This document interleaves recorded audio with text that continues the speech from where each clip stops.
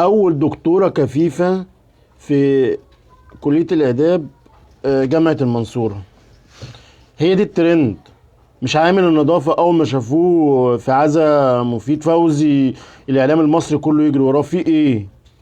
في ايه؟ انتوا بقيتوا اعلام زبالة كده ليه؟ بترمرموا كده ليه؟ عامل النظافة يدخل العزا يطلعوا يجروا وراه كأنه وزير الداخلية ولا كأنه رئيس الجمهورية. ده لو عالم في الذرة ما بتعملوش معاه كده. طب ما تجروا ورا دي.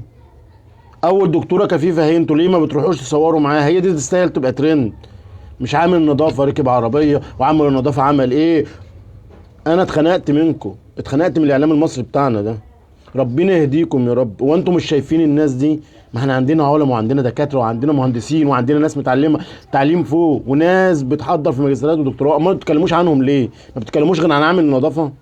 هو عامل النظافه دلوقتي بقى حاجه مهمه؟ انا خايف والله انام واصحى الصبح الاقيه بقى رئيس الجمهوريه.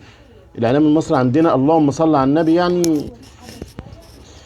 حسبي الله ونعم الوكيل في اللي كان السبب في اللي بيحصل لنا ده.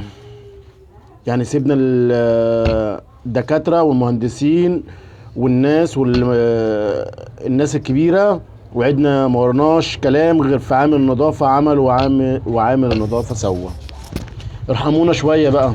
ارحمونا عشان انا والله العظيم اقسم لكم بالله انا مش قادر اصدق والله اللي انتوا فيه ده. التفاهات بتاعتكم وصلت للدرجه دي؟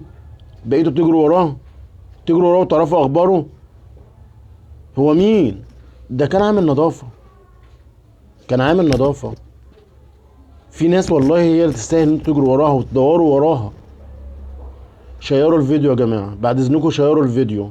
شيروا الفيديو والله مش عشاني، عشان حق الناس يرجع لها.